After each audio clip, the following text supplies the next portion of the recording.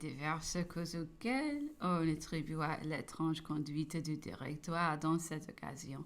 Beaucoup ont pensé que bien des personnes offensées voyant avec quelque jalousie la grande renommée de Napoléon, sa marche hardie et décidée, leur inspirer des craintes sur les projets ultérieurs qui pourraient nourrir son ambition.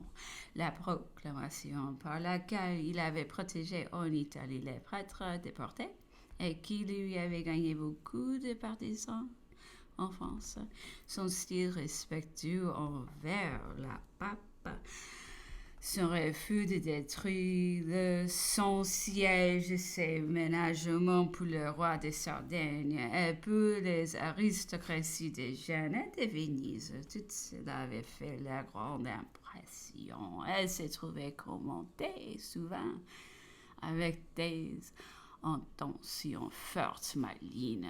Lorsqu'on vit la victoire du Tagliamento et les succès qui suivront les Alpes noriques passées et l'Allemagne envahie par cette route inconnue.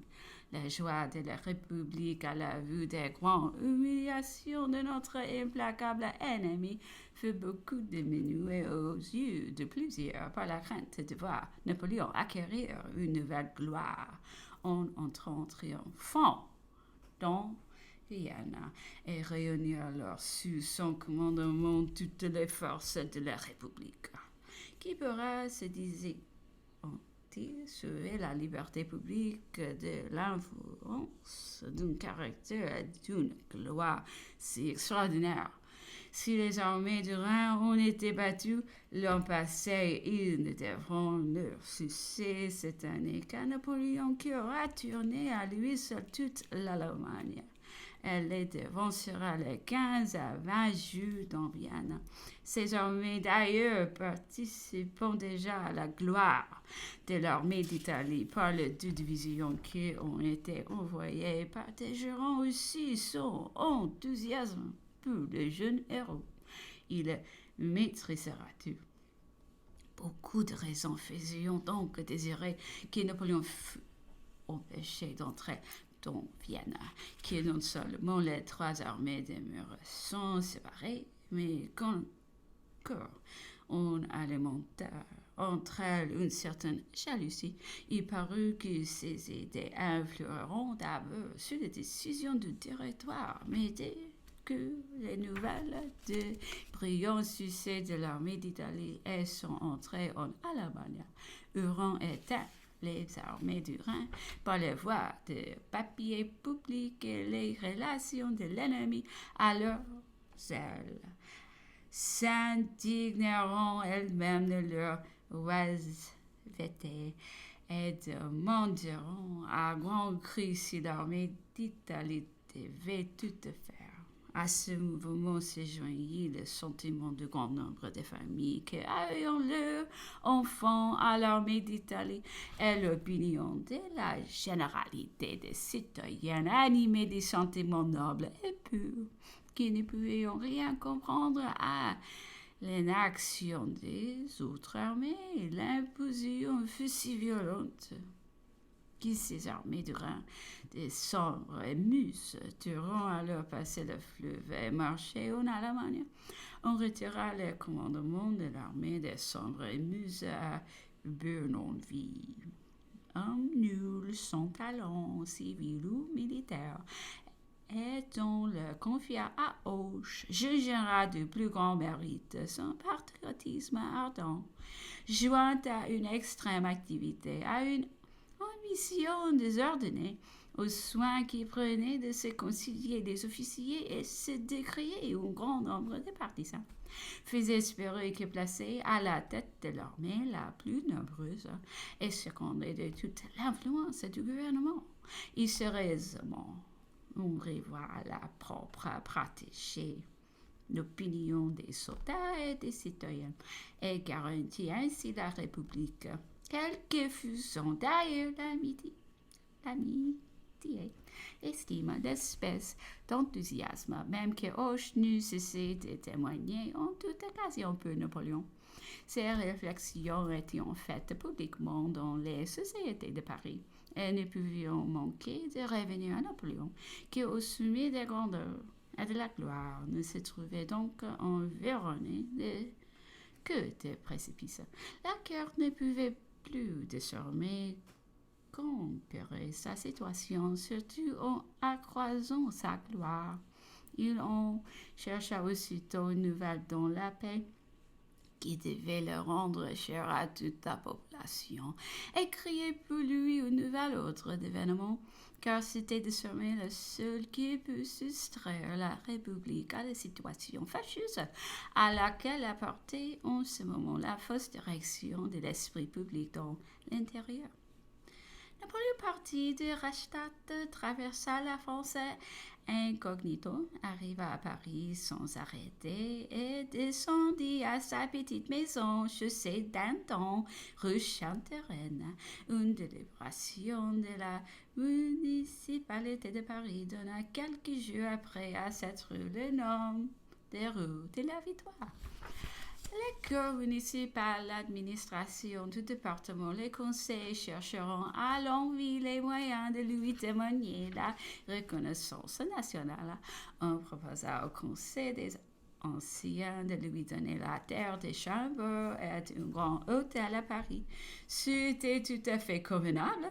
Le général de l'armée d'Italie, qui pendant 12 ans avait nourri son armée, créé et entretenu son matériel sous plusieurs années de soldats arriérés, fait passer 30 ou 40 millions aux caisses de France et plusieurs centaines de millions aux chefs d'œuvre des arts, toutes aux affaires publiques, avait négligé sa propre fortune.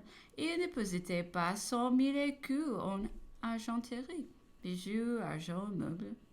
Un grand récompense nationale eût donc été tout à fait à sa place. Mais le directoire, sans qu'on sache pourquoi, s'alarma de cette proposition et ses affidés le carteront en répondant que les services du général n'étaient point de ceux qu'on récompense avec de l'argent de son armée. Les chefs de tous les partis se présenteront chez lui, mais ils ne feront point admis.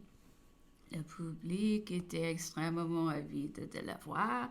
Les rues, la place, peu où l'on croyait qu'il passerait, étaient en plein de monde, mais il ne se montrait nulle part. L'Institut venait de le nommer membre de la classe des mécaniques. Ce fut le coutume qu'il adopta. Il ne reçut d'habitude que quelques savants, tels que Manger, Berthelot, à la place, Prony, Lagrange, peu de généreux, seulement Cléber de Sey, Lefebvre, Caffarelli, Dufarga et un petit nombre de députés. Le directoire voulut les recevoir en audience publique, en file et chafaudage dans la place du Luxembourg pour cette cérémonie où il fut conduit et présenté par le ministre des Relations extérieures, Talleyrand. La substance de son discours fut que quand la République aurait les meilleures lois organiques, son bonheur et celui de l'Europe seraient assurés. Il évita de parler des fructidors, des affaires du temps et de l'expédition d'Angleterre. Ce discours simple donna cependant beaucoup à penser et ne peut donner prise à aucun ennemi.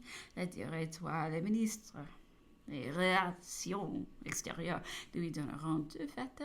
Il parut à l'une et l'autre. Il resta peu de temps.